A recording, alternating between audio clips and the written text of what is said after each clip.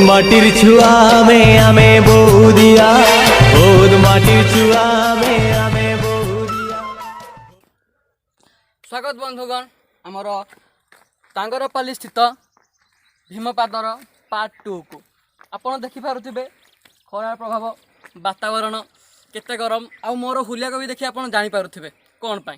तेबे आसंतु आमे एबे पुणी थरे जानिबा जे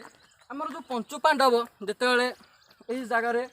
यात्रा करथिले सेतेबेले आपण देखि पारिबे दुईटी गर्त को ये प्रथम गर्त एवं एठारे अच्छा आम द्वितीय गर्त कहा जाए जे यही गर्त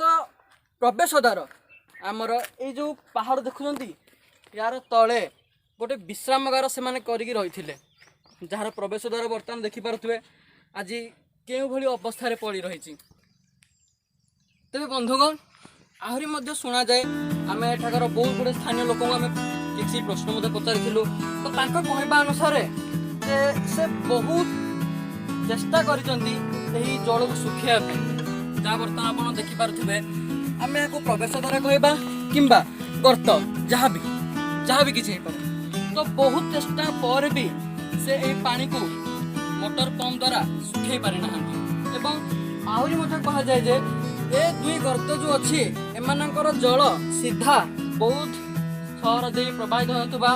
महानदी सह संयुक्त जो यार जल केबे भी सुखे ना एपरी आमर बहुत प्रगाढ़ खरा होते भी देखिपार तथापि बहुत जल एठार अच्छी किंतु बंधुगण भाविया कथा जदि गर्त देकिना आम जहाँ प्रवेश द्वार बोली कहूचे प्रवेश द्वार बोली आम जहाँ को कहूचे जदि सतर या भितर किसी घर किसी बासगृह थाईपे तेबे बोध हुए आमर पंचु पांडव जो यहाँ छाड़ी जाते यार कालक्रमे जेहेतु यार रक्षणाबेक्षण दायित्व कहीं नहीं ना तो धीरे धीरे वर्षार पानी पड़ी पड़ी ये पूर्ण हो जापे तो आम किसी भी ठीक करें जेहेतु कौन सी प्रकार ग्रंथ कि तालपत्र लेखा किसी भी या विषय में ना